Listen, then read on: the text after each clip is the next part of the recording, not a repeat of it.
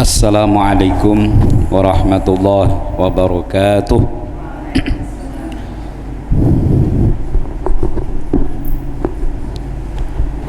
Bismillah, alhamdulillah, wassalatu wassalamu ala rasulillah Muhammad ibn Abdillah wa ala alihi wa ashabihi wa man tabi'a hudah.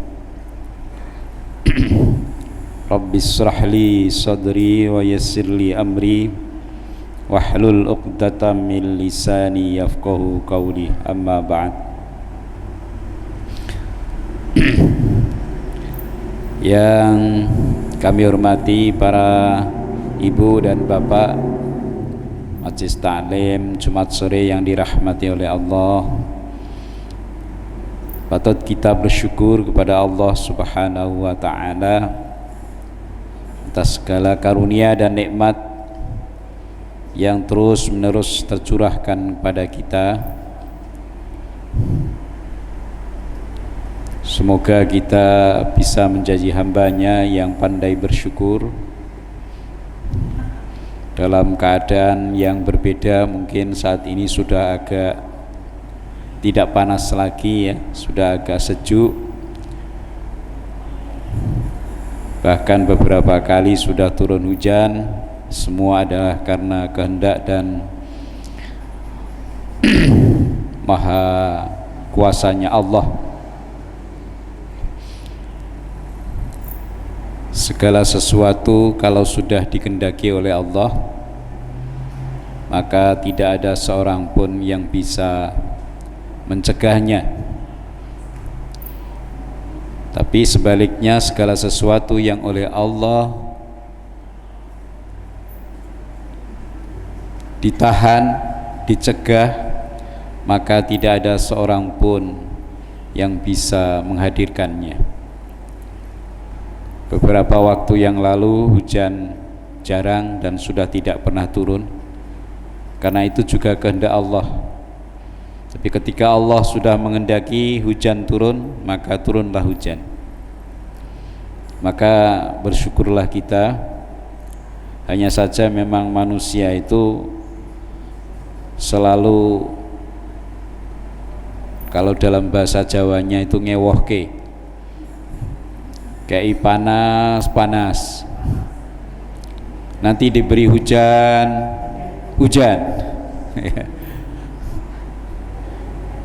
Tapi tentu kita berupaya. Panas dan hujan itu adalah semua kehendak Allah, dan di balik panas dan hujan itu pasti ada hikmah di balik itu. Maka kita harus pandai-pandai untuk bersyukur, karena di balik kesyukuran kita ada hikmah ya.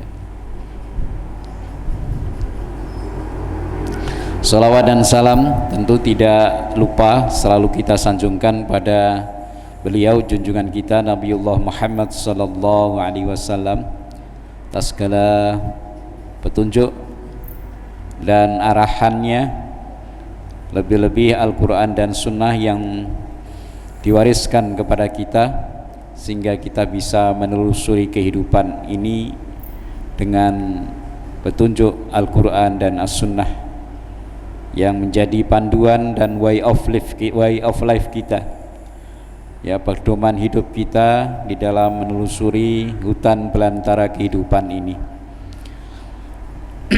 Mudah-mudahan kita senantiasa istiqomah dan kuat kekeh untuk berpegang teguh dengan sunnah dan risalah yang telah Rasulullah SAW wariskan pada kita.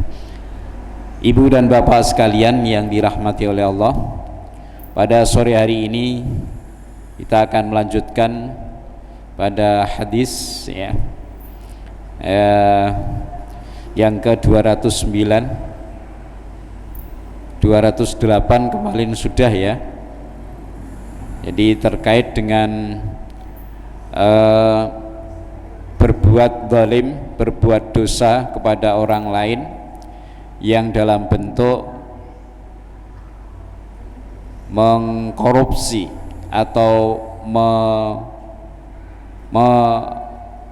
apa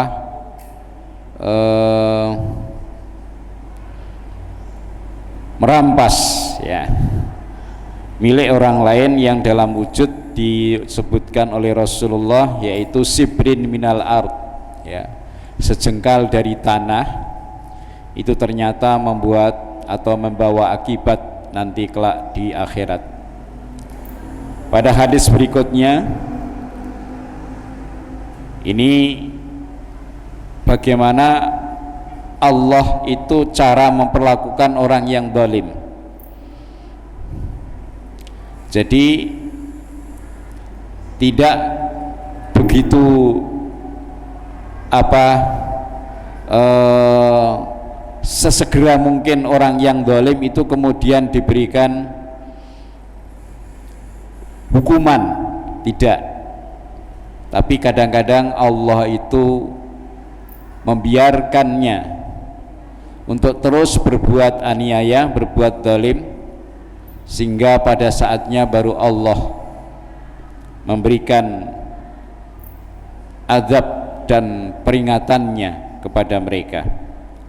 Hadis yang berikutnya ini hadis nomor 209. Wa an Abi Musa radhiyallahu anhu, dari Abu Musa radhiyallahu an, qala Rasulullah sallallahu alaihi wasallam, Abu Musa meriwayatkan Rasulullah sallallahu alaihi wasallam pernah bersabda, innallaha yumli lidh-dhalimi, innallaha yumli lidh-dhalimi, sesungguhnya Allah itu akan membiarkan dan istilahnya kalau dalam bahasa memberikan tadarruj, yaitu ngelulu, jadi membiarkan dalam waktu yang lama lidzalimi, bagi orang yang zalim, fa idza akhadhahu lam yuflithu, apabila Allah itu atau pada saat Allah itu menyiksanya, mengambil hukum padanya, lam yuflithu, maka dia tidak akan bisa lari, dan kalau dalam bahasa Jawanya itu indo ya. Jadi summa qara'a, lalu Rasulullah sallallahu alaihi wasallam membaca ayat surah Hud ayat 102. A'udzu billahi minasyaitonir rajim. Wa kadzalika akhdhu rabbika idza akhadzal qura wa hiya dhalimatun inna ahdahu alimun syadid ya. Ini rangkaian hadis Bu ya. Jadi Rasulullah bersabda, kemudian beliau mensitir salah satu ayat, yaitu surat Hud ayat 102. Jadi Allah itu tidak langsung pada orang yang berbuat zalim langsung diberikan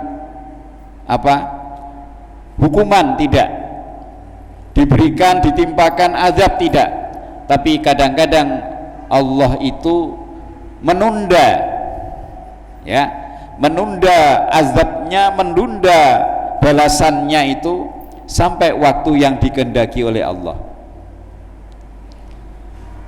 Ini jangan kemudian orang itu merasa aku berbuat seperti ini ya enggak apa-apa, enggak ada apa-apa. Ingat hadis ini bahwa tidak semua orang yang berbuat dosa, berbuat aniaya itu langsung mendapatkan siksa dari Allah, enggak. Kadang Allah justru mengulur waktu, memperpanjang dia untuk berbuat zalim, tapi pada saatnya Allah nanti menghendaki, maka ditimpakanlah azab padanya. Maka di dalam hadis berikutnya tadi mengatakan fa idza akhadahu lam yuflithu, kalau Allah itu sudah menghendaki seseorang itu ditimpakan siksa dan hukuman, maka dia tentu tidak akan bisa mengingkari, tidak akan bisa menolak, tidak akan bisa menunda. Ini yang sering terjadi dalam kehidupan seperti itu.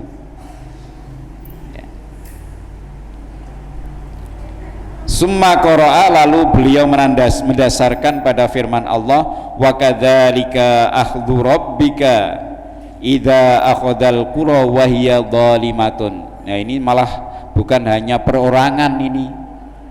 Al-qura. Ya, al-qura itu paling tidak pada satu komunitas, bisa desa, bisa kota, bisa negeri. Dan seperti itulah akhdhu rabbika, ya, siksa dari Tuhanmu, idza akhadhal qura, apabila Allah itu menyiksa suatu kaum, suatu negeri, ya, wahya dhalimatun, di mana negeri itu sedang zalim. Hati-hati ini, kayak Indonesia ini, kalau ada orang yang mira, enggak apa-apa itu. Tapi kalau sudah zalimnya itu, kezalimannya itu sudah melampaui batas, barulah Allah mengambil sikap. Ya, ini yang harus menjadi perhatian kita. Jadi sering Allah itu menunda, memperpanjang waktu bagi orang yang zalim untuk ditimpakan peringatan dan adabnya.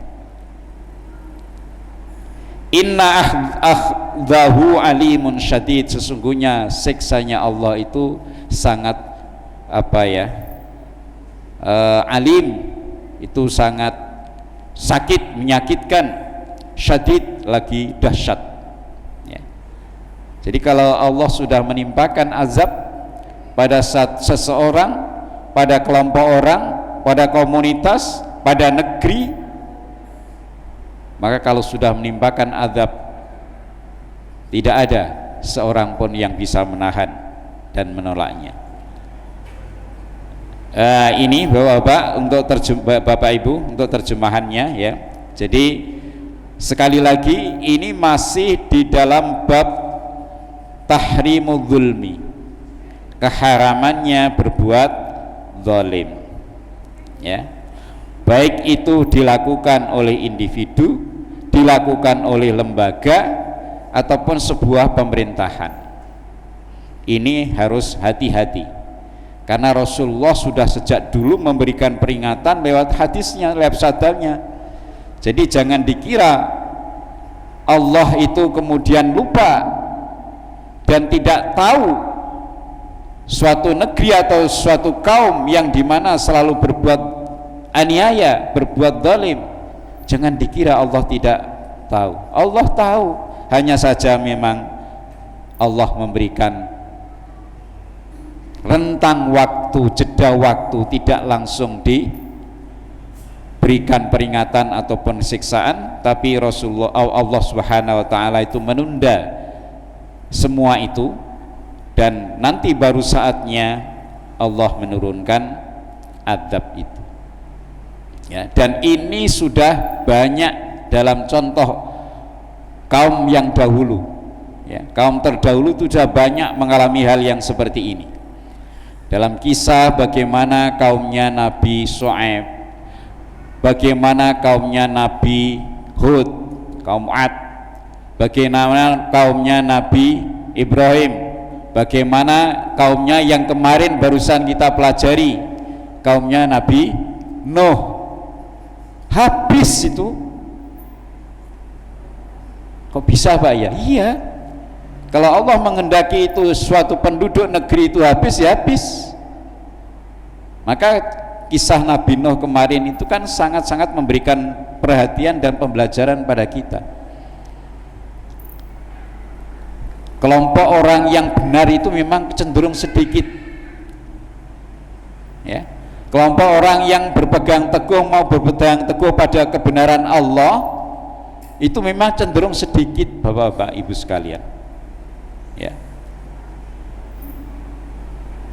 Maka kita harus berpihak. Saya kan sering mengatakan hidup ini adalah pilihan, hidup ini adalah keberpihakan. Ya, maka sekali hidup kita di dunia itu kan hanya sekali toh. Maka mari kita berpihak pada kebenaran. Walaupun keberpihakan kita itu tidak seberapa dan tidak memberikan dampak dan efek dalam kehidupan,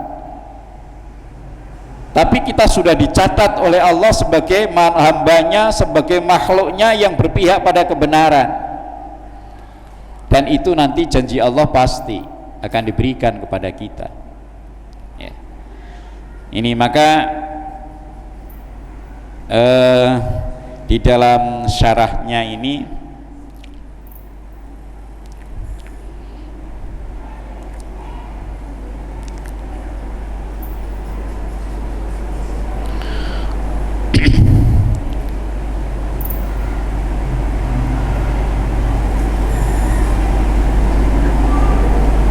ini dikatakan fa inna hamladz zulmi ya ala a'amma minasyirki hamila kulla ala ma yaliku bih qala fil fatah ya makna lam yuflithu lam yuakhiru. Tadi sudah saya katakan ya bahwa arti daripada lam yuflithu lam yuakhirhu.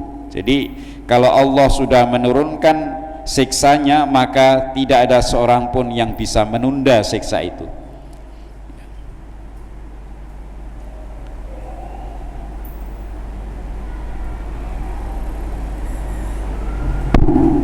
Ya, jadi penjelasannya itu Bapak Ibu sekalian, hadis ini agak pendek ya, tambahi dengan firman Allah surah Hud ayat 102. Ini paling tidak memberikan satu perhatian kepada kita dan kehati-hatian sekaligus pada kita agar di dalam berbuat berlaku dalam kehidupan, sisa kehidupan kita ini, mari kita hindari sekuat dan semampu mungkin kita untuk perbuatan-perbuatan yang zalim, kan? Dan ingat bahwa tidak selalu Allah itu kemudian langsung menyiksa pada perbuatan zalim atau membalas perbuatan zalim itu, tapi yang sering terjadi Allah itu menunda, ya, menunda akibat ataupun siksa yang diberikan oleh Allah kepada pelaku-pelaku perbuatan zalim sampai nanti saatnya Allah memberikan siksanya. Nih, jadi larangan zalim yang akibatnya seperti itu. Kemudian hadis berikutnya, hadis yang 210, wa an Mu'ad radhiyallahu anhu. Jadi Mu'ad yang dimaksud di sini adalah Mu'ad bin Jabal. Wa an Mu'adin radhiyallahu anhu qala ba'asani Rasulullah sallallahu alaihi wasallam faqal. Dari Mu'ad bin Jabal radhiyallahu an, dia menceritakan Rasulullah pernah mengutus aku, ba'asani pernah mengutus aku Rasulullah sallallahu alaihi wasallam, Rasulullah sallallahu alaihi wasallam, maksudnya pada saat Mu'ad bin Jabal diutus oleh Rasulullah, ya, menjadi amir, menjadi gubernur di Yaman. Faqala, lalu Rasulullah bersabda, innaka ta'ti qauman min ahlil kitab. Wahai Mu'ad, saya utus kamu nanti akan mendatangi satu kaum yang dari golongan ahlul kitab, yaitu Yahudi dan Nasrani.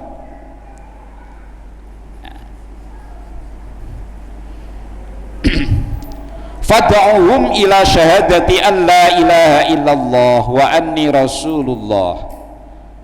Maka yang pertama yang kau lakukan, ajaklah mereka kepada pensaksian atau syahadat bahwa tidak ada ilah yang hak disembah kecuali Allah dan aku adalah utusan Allah. Sampaikan itu. Ya. Jadi Bapak Ibu sekalian, ini Rasulullah mengutus seorang sahabatnya dalam satu tugas, yaitu berdakwah dan memimpin satu kaum, satu wilayah teritorial, ya, yang akan diluncurkan ke sana. Maka Rasulullah memberikan bekal kepada sahabatnya ini, yaitu cara berdakwah. Yang pertama yang harus disampaikan adalah mengajak kepada Islam dengan bersyahadat asyhadu an la ilaha illallah wa anna muhammadar rasulullah. Ini yang pertama yang dipesankan oleh Rasulullah kepada sahabatnya. Fad'auhum ila syahadati an la ilaha illallah wa anni rasulullah. Ini yang pertama. Kalau mereka sudah mau bersyahadat, fa inhum ata'uka lidzalik, kalau mereka mau mengikuti ajaanmu itu, fa'alimhum annallaha qad iftarada alaihim khamsa salawatin fi kulli yaumin wa lailatin. Yang kedua, kalau orang sudah mau syahadat, berikrar, ya, asyhadu an la ilaha illallah wa anna muhammadar rasulullah, kalau sudah mau mengikuti seperti itu, maka beritahukan kepada mereka. Yang kedua, jadi langkah yang kedua, fa'alimhum annallaha, sesungguhnya Allah subhanahu wa ta'ala qad iftarada alaihim khamsa salawatin fi kulli yaumin wa lailatin, sesungguhnya Allah itu telah memfardukan kepada mereka khamsa salawatin, salat 5 waktu, ya, fi kulli yaumin wa lailatin, dalam sehari semalam. Dalam tiap sehari semalam ada sholat 5 waktu itu. Jadi setelah syahadat, sholat yang disampaikan.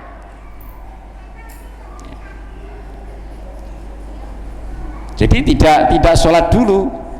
Kalau memang orang belum Islam, ajak masuk Islam dulu, ya. Jadi dakwah yang disampaikan seperti itu.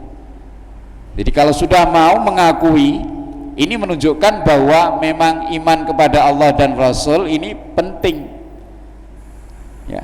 Durung ngerti siapa Allah, siapa Muhammad, dan bagaimana Muhammad, dan apa yang diturunkan oleh Allah belum tahu, ya. Dia belum percaya, tahu-tahu diajak sholat, ya nanti dulu. Jadi iman dulu, tanamkan keimanan yang benar, ya. Perkenalkan tentang Allah, ajarkan tentang Muhammad, ya. Kalau itu sudah, barulah sampaikan bahwa Allah itu memfardukan pada kalian untuk menegakkan sholat 5 waktu dalam sehari semalam.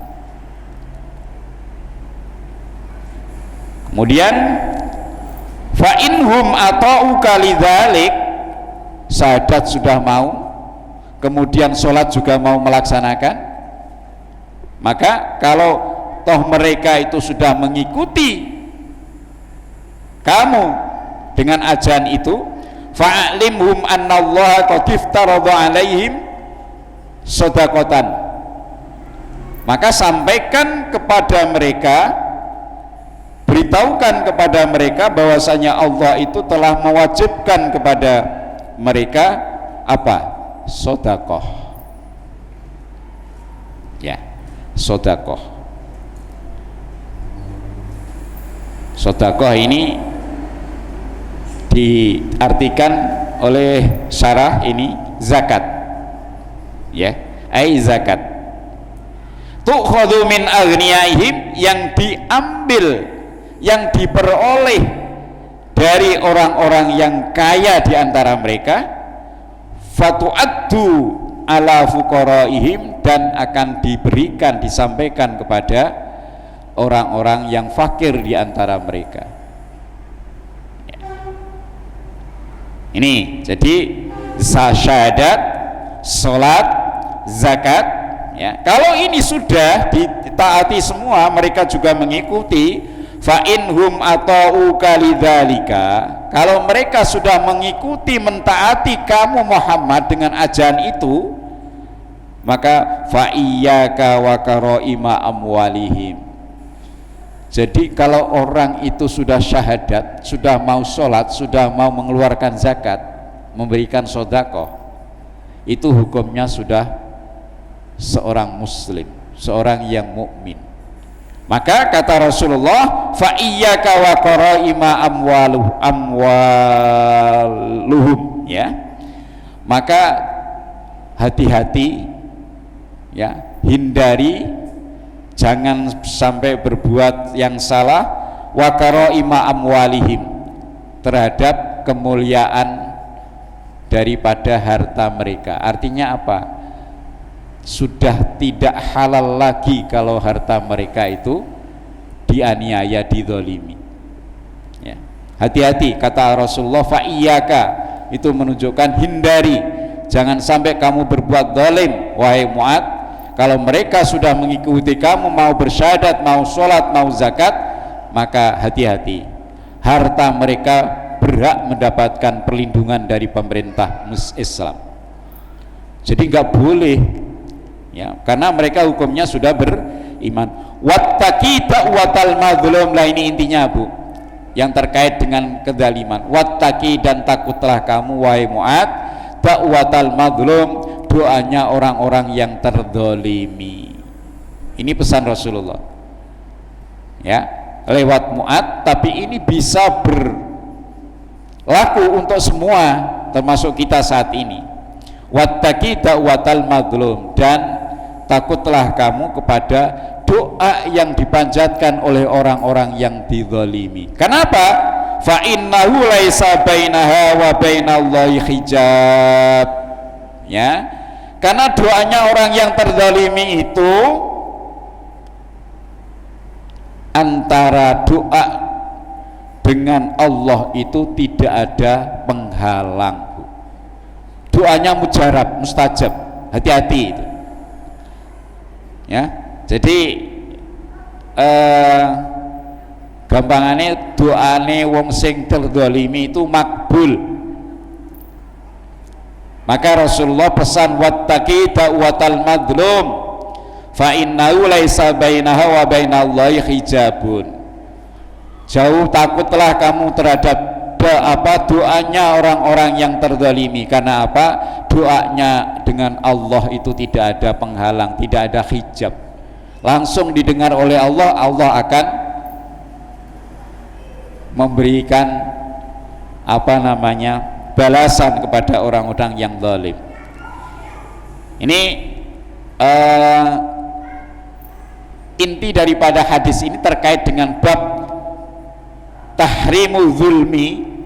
Ini hati-hati, kezaliman sekecil apapun, kalau orang yang terzalimi itu tidak terima, kemudian dia berdoa kepada Allah, maka hati-hati, kita akan langsung mendapatkan dampaknya itu, ya.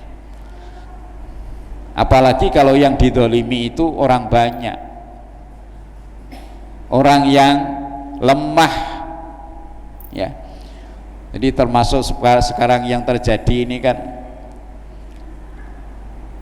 kadang kita akan bertanya, kok Allah tidak memberikan balasan langsung ya kepada Israel gitu ya, Bu, ya. Karena begitu zalimnya mereka sudah, kan, yang disasar bukan tentara, tapi yang disasar adalah orang sipil, lagi-lagi anak-anak, bayi yang jadi korban.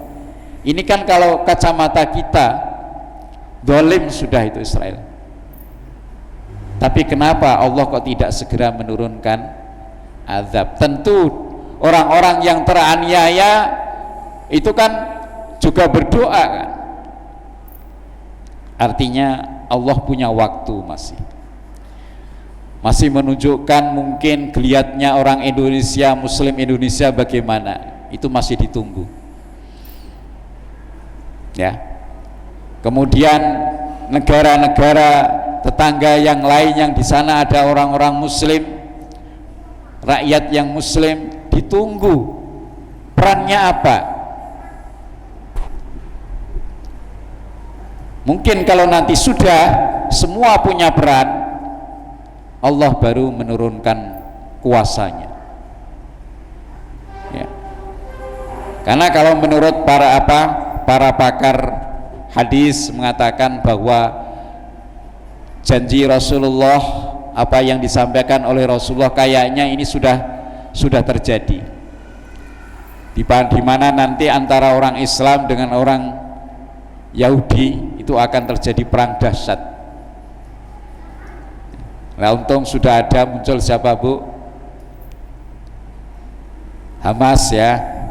Walaupun ada label-label negatif, orang-orang yang mungkin memberikan kesan pada Hamas itu tidak baik, tapi dalam kondisi sekarang ini jelas Hamas itu membela orang-orang yang terzalimi ya. Walaupun ini ada pihak-pihak yang menilai negatif terhadap Hamas. Bahkan beberapa saat yang lalu ada berita di medsos itu, Perdana Menteri Palestina itu kayak menyalahkan Hamas itu, karena gara-gara Hamas sehingga Israel membabi buta kan gitu, serangan 7 Oktober itu. Tapi lepas dari itu, karena memang Israel itu sudah punya keinginan untuk bagaimana menghapus yang namanya rakyat Palestina. Itu sudah menjadi janji dan ancaman mereka. Maka apakah ini betul? Rasulullah mengatakan bahwa akhir zaman nanti akan terjadi perang dahsyat antara orang Islam dengan orang Yahudi. Apakah ini? Apakah masih ada lagi? Tapi kalau melihat ini mungkin ya. Jadi namun Allah belum menampakkan atau memberikan kuasanya yang lebih dahsyat lagi, belum. Walaupun hal-hal yang aneh pun sudah terjadi ya, tapi rasanya memang masih menunggu bagaimana peran Muslim dunia ini. Dan alhamdulillah Indonesia ya, seperti kita rakyat ini kan nggak mungkin kita berangkat ke sana perang, malah jadi korban juga nanti kan. Tentu yang berangkat ke sana ya orang-orang tertentu, kita yang di sini hanya doa dan mungkin berupa sumbangan-sumbangan material yang memang bisa untuk meringankan beban anak-anak yang di sana. Jadi ini yang perlu kita kembalikan kepada hadis tadi, bahwa insya Allah apa yang dikatakan Rasulullah ini bukan hal yang tidak mungkin, pasti. Jadi siapapun yang terzalimi, kalau sudah menyampaikan doa permohonan kepada Allah, maka kata Rasulullah, fa innahu laisa bainaha wa bainallahi hijab. Jadi antara doanya orang yang terzalimi itu langsung tidak ada penghalang terhadap Allah, maka suatu saat Allah pun akan mengijabahi apa yang menjadi permohonan dan doa dari orang-orang yang mazlum ini, orang-orang yang dizalimi. Kalau zalim itu orang yang menzalimi, kalau mazlum itu orang yang dizalimi. Ya, maka di sini tadi wattaqi da'watal mazlum fa innahu laisa bainahu wa bainallahi hijab. Jadi doanya orang-orang yang terzalimi. Bapak Ibu, kembali kepada secara keseluruhan hadis tadi. Yang pertama, Rasulullah itu memberikan satu trik dalam berdakwah, menyampaikan Islam. Itu jangan hal-hal yang sifatnya praktis dulu, jangan, tapi yang mendasar, dan itu asas. Orang itu kalau mau melakukan satu kewajiban, itu kalau memang dia sudah keimanannya dibangun ya, iman kepada Allah dan Rasul itu sudah terbangun baik, fondasi itu sudah terbangun dengan kokoh, maka baru nanti kewajiban-kewajiban itu akan mengikut. Ya. Terus yang kedua, kenapa rukun iman itu kan kalau menurut hadisnya Umar, ya, yang terjadi dialog antara Rasulullah dengan malaikat Jibril itu kan ada 5 kan. Kenapa yang 2 tidak disebut? Hanya 3, syahadat, sholat, dan zakat. Terus puasa dan haji itu menurut syarah hadis ini itu nanti akan mengikuti, karena itu merupakan beban dan taklif kewajiban yang diberikan oleh Allah, oleh Islam kepada pemeluknya. Jadi kalau iman itu sudah dibangun dengan kokoh, maka yang kedua, sholat itu bagian dari wujud daripada atau bukti daripada keimanan yang sudah kokoh itu akan mau melakukan sholat, menyembah, beribadah hanya kepada Allah. Kalau sudah seperti itu, maka yang namanya zakat pun juga akan mau, karena zakat itu tidak semua orang akan terbebani zakat, tapi hanya orang yang punya hitungan zakatnya, kan gitu kan. Jadi orang zakat itu kan kalau sudah nisab, sudah haul, kan gitu kan. Jadi kalau gaji kita itu setahun kok sudah dihitung per bulan sekian, jadi setahun sekian, standar dengan yang namanya 86 atau 83 gram emas murni, itu sudah masuk nisab.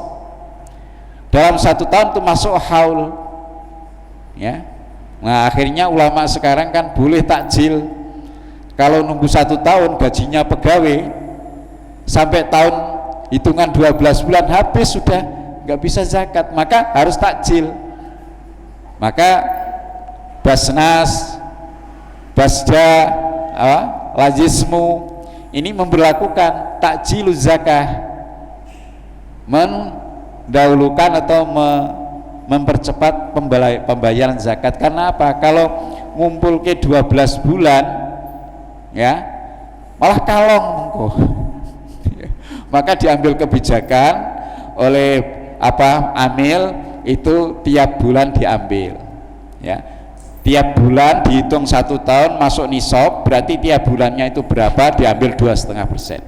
Itu yang terjadi sekarang.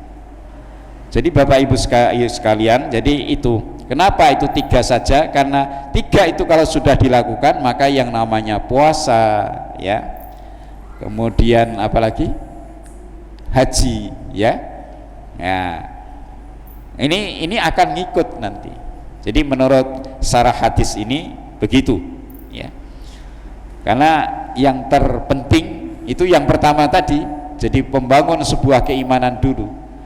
Kalau memang iman sudah benar, maka mau diapakan tuh orang Islam tuh mau, Bu.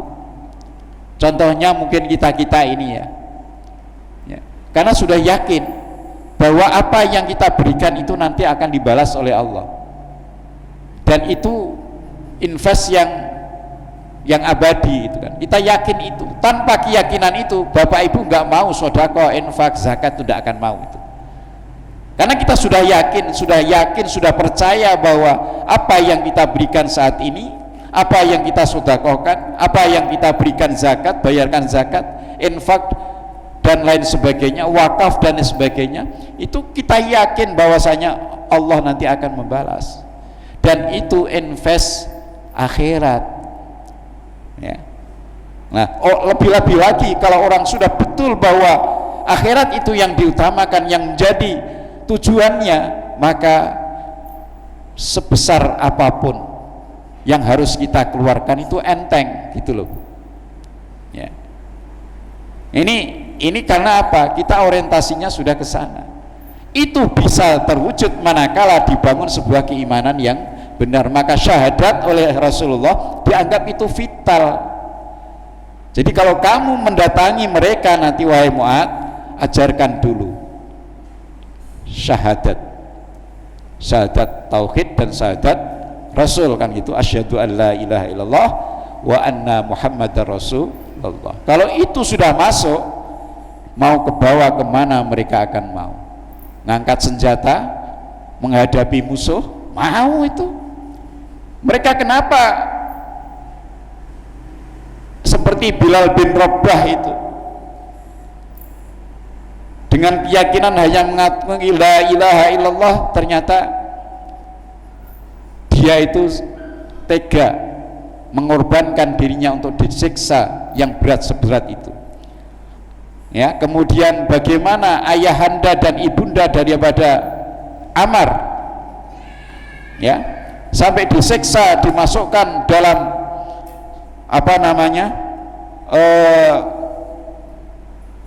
air yang sudah mendidih, ya. Kenapa Ibrahim ketika diancam dengan harus dibakar, dia mau, dia siap, ya, karena yakin bahwasanya Allah, apa yang disediakan oleh Allah itu lebih baik daripada apa yang ada di dunia. Keimanan, ibu bapak sekalian.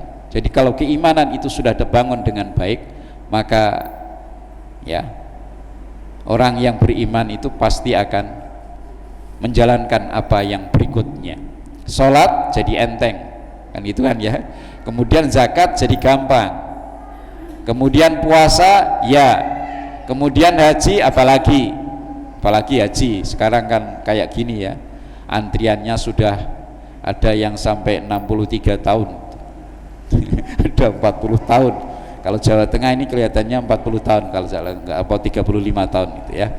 Jadi Bapak Ibu sekalian, ini yang bisa kami sampaikan. Sekali lagi, apa yang diajarkan oleh Rasulullah kepada Mu'adz bin Jabal ini juga menjadi peringatan pada kita. Ketika kita menghadapi masyarakat kaum yang memang belum beriman, maka keimanan itulah yang harus ditanamkan lebih awal sebelum kewajiban-kewajiban yang lain itu. Tapi kalau itu sudah semuanya dilakukan, hati-hati, jangan sampai kita berbuat zalim kepada sesama muslim, sesama mukmin. Hadis tadi kan gitu. Jadi kalau orang itu sudah mengikuti syahadat, sholat, zakat, hati-hati ya, bahwa sedikit kita melakukan kedzaliman kepada orang-orang yang sudah beriman ini akan berdampak. Karena apa? Doanya mazlum, doanya orang yang zalim itu tanpa ada hijab antara doanya orang yang zalim dengan Allah Subhanahu wa ta'ala. Mungkin ini yang bisa kami sampaikan. Terima kasih atas perhatiannya. Mari kita akhiri dengan subhanakallahumma wa bihamdika asyhadu an la ilaha illa anta astaghfiruka wa atubu ilaik. Wassalamualaikum warahmatullahi wabarakatuh.